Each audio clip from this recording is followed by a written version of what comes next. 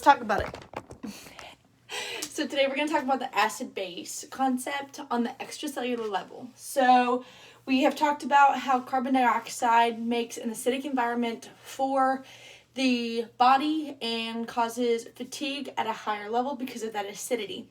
So the way we're going to get rid of carbon dioxide, it's going to go to the bloodstream and attach or go inside a red blood cell. It's going to combine with H2O. Through combining to H2O, it's going to make bicarbonic acid.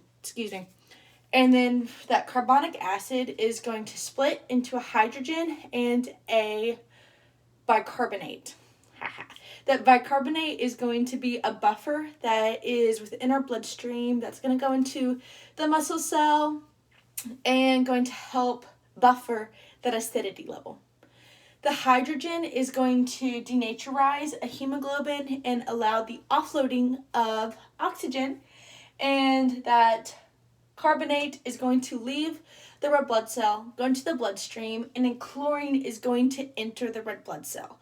Now, basically, the opposite reaction of this happens when we get into the lungs and get into respiration, because then the chlorine will leave, the carbonate will come back in, and then it will combine with the hydrogen to make carbonic acid, split back off into H2O and carbon dioxide, and then the carbon dioxide will be expelled.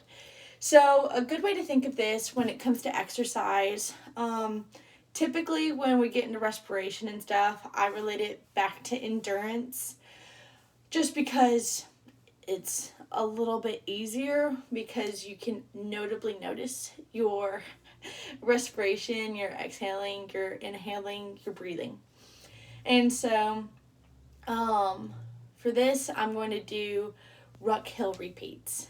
We did that the other morning for PT, and basically we are not in a state of homeostasis when we're doing that because we have a little bit of a rest period, and then we're right back at it, putting max effort, going up that hill under a load. And with that, all of that muscle breakdown, or most of it's going to be in our legs, and words are hard right now. We'll see our breathing increase as we're going up that hill, and then we'll be able to relax a little bit more if we have a downslope, and then going to that rest period. So on that going up the hill, we are actually working our muscles. So this is predominantly when this phase will be taking place. Till next time.